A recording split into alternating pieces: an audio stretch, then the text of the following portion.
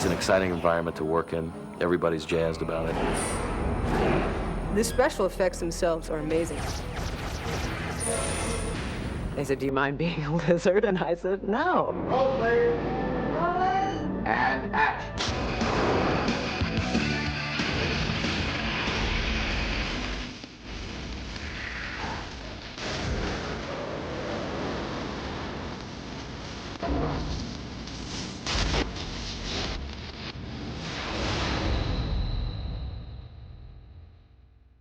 For nearly 30 years, since a certain starship first took us to imaginative new worlds, science fiction dramatic series have been an important part of television history.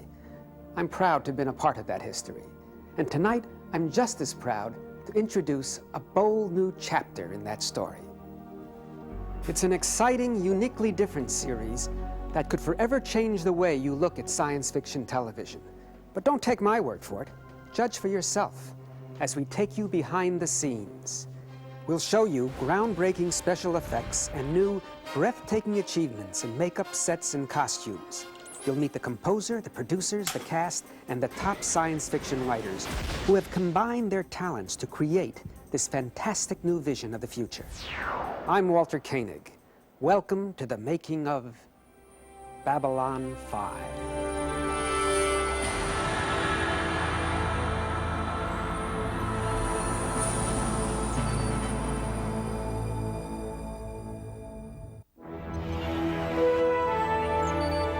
The fact that this is Babylon 5 indicates just how perilous it is up here. That 1, 2, and 3 were sabotaged and destroyed, that 4 disappeared without a trace. And now this is 5.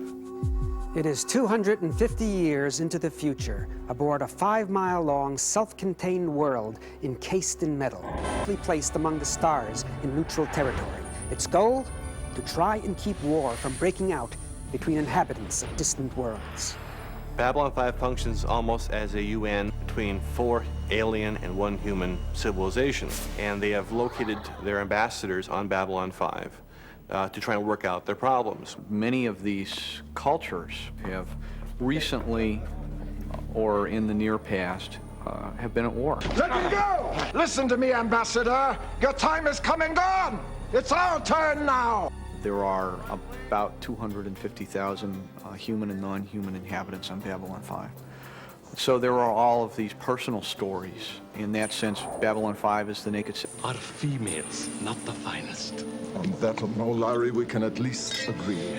I've heard it described as Casablanca in the year 2257, and it really is like that. We have traders and smugglers and spies and forged passports. It's a very rowdy environment.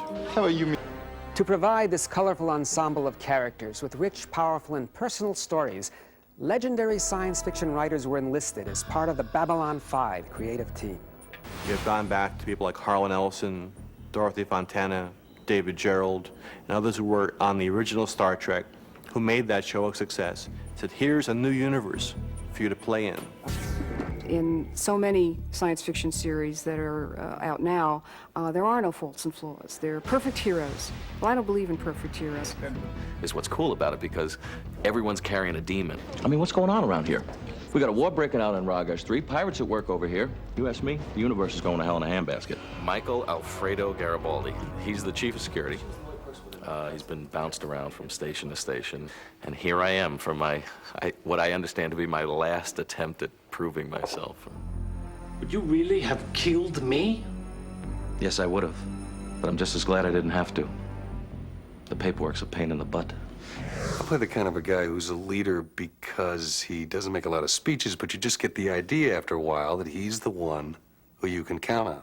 But Jeff's not above getting a little teed off or getting a little rough around the edges to make things work.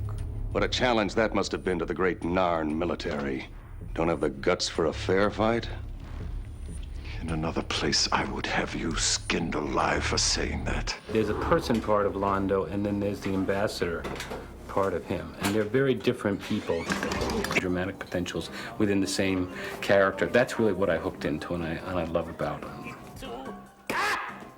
Since the original Babylon 5 2-hour movie, new characters have been added to make the action even more intriguing.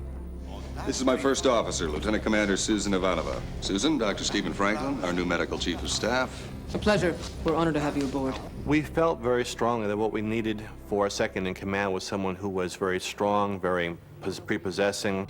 She just doesn't take any, BS. Can I say that? Done science fiction movies a lot, but I usually play, the stripper caught with an alien in my body and stuff like that. It will take a strong-willed second-in-command to deal with a mysterious society of telepaths, for whom the human mind is an open book that only they can read. Lieutenant Commander Ivanova. Yes? Talia Winters, licensed. Very scary organization when you figure that there's this one group of people who can tell whatever. Babylon 5's alien ambassadors now have their own assistants. She takes him down a peg every chance she gets. That hurt. Ambassador, it was the only way to disable the pain givers. And you didn't enjoy it in the least. I didn't say that. And if trying to keep order within this group isn't tough enough, the commander has one more thing to complicate his life. Begin relationship with Commander Sinclair from way back in the Academy. Don't touch me unless you mean it. But in the 23rd century, they still haven't gotten relationships down pat. Great. Well, on Babylon 5, nothing is as it seems. And there are some real surprises in store for the audience. Up next, we'll show you how they create incredible visual effects in space without models and share the secrets that transform Babylon 5's human actors into very realistic aliens.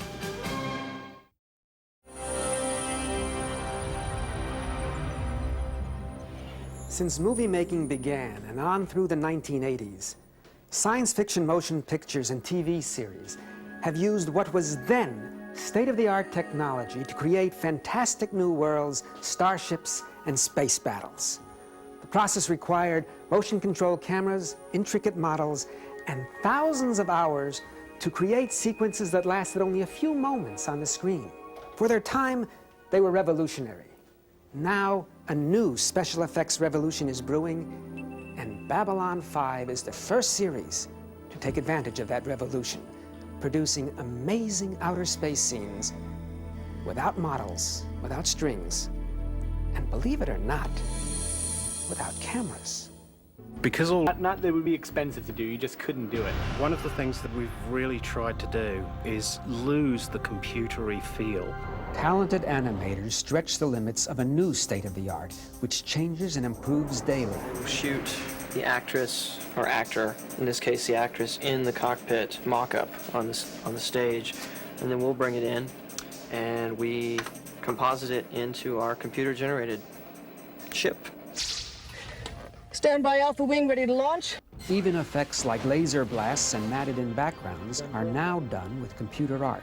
I think that the results are a little better because it is a much easier way to animate and to see the flow of action.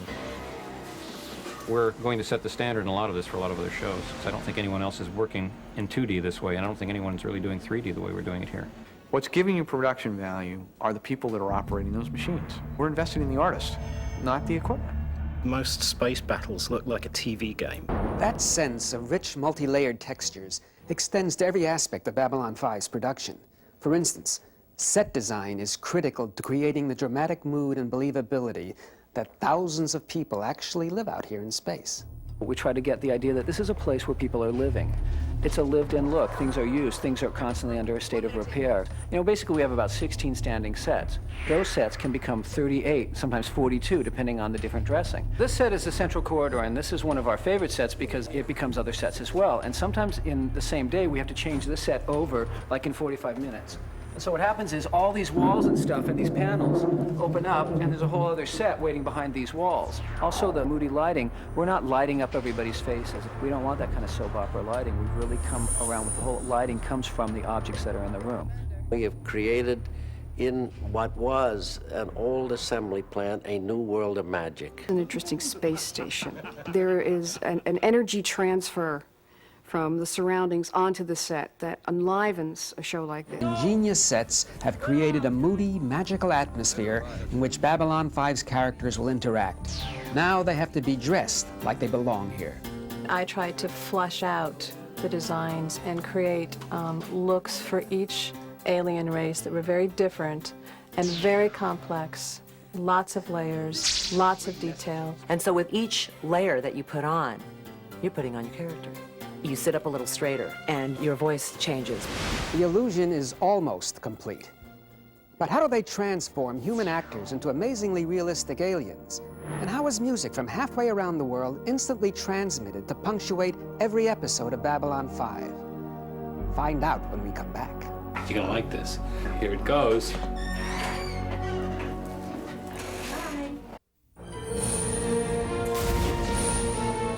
When it comes to creating realistic alien beings to inhabit Babylon 5's bold new universe, state-of-the-art takes on a whole new meaning. Combining modern wizardry with ancient crafts, special effects makeup designers and artists turn their imaginations into creatures we've yet to meet. Yeah, basically, every skin has to be hand-painted. There's really no way to speed it up. These are also good with a little brown sugar and maple syrup in the morning. The finished prosthetic masks, custom-made for each actor, are then painstakingly applied. The startling close-up result of this labor is well worth it. When I look at myself and I have those red contacts in, I really see a reptile standing in front of me. This is an important guy to be nice to. Unless you like your nose on upside down. Each creation starts with a sketch, a small clay rendering, or even a 3D computer model. Some of Babylon 5's aliens are actually a combination of full-body makeup and mechanical animatronics. This is McGrath, and he's the underworld boss. And these are the servo motors that control McGrath's head back and forth and side to side. And this is Russ Johnson here. And Russ actually plays McGrath, and his head, his eyesight is actually right here. You wish to buy? Yes. After shooting is completed for each episode, the scenes have to be edited together. Here, too, this series about the future uses the very latest evolving technology. Babylon 5 is assembled in a supercomputer. Our editing facilities are state-of-the-art, our audio facilities are state-of-the-art. All of this stuff adds up to being able to offer our producers and our directors choices. We can make changes, we can pull up different takes. 3 years ago, we wouldn't have been able to do this. What these allow you to do is spend more time in the creative process and less time in the mechanical process. Even the unearthly musical score is achieved with futuristic global electronics, created and linked instantaneously from opposite sides of our homeworld. I'm here in California. The orchestra is back in Berlin. They can use the latest technology, which connects me here to my studio back in Berlin through 6 digital telephone lines. Let's redo the section where we have the French horns. Today I write the music in my computer with my light pen, and then I hear it in the next second. Sometimes I think of myself as a sonic painter instead of a composer.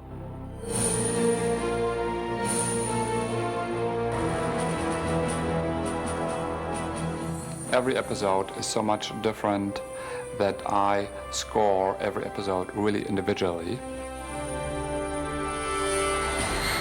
Up next, some very personal reactions to Babylon 5 from the people who work and play here. I said, is there ever going to be a woman for Garibaldi in the first season? No. I was like, great, I quit. I hope you've enjoyed this backstage look at the creation of a science fiction legend in the making. You know, apart from the fascinating characters, incredible special effects, makeup, costumes, and music, there's one more thing that really separates this show from anything else around. Its sense of fun. Fiction shows have a sense of being deadly serious about them. There are things in our show that are fall down funny. Whereas the commander doesn't get much of a break at all. Oh, well, that perked you up, didn't it? The sex life of Centaurs. Stay tuned. They're very playful on this show. That's one thing I adore. I was delighted to personally experience the genuine warmth, camaraderie, and enthusiasm of the Babylon 5 cast, crew, artists, producers, and writers. So delighted that before I knew it, I became a part of it and signed on board for a very different role in an episode that airs late in February. Anywhere. I'm Walter Koenig. Thanks for joining me for this inside look at the making of Babylon 5.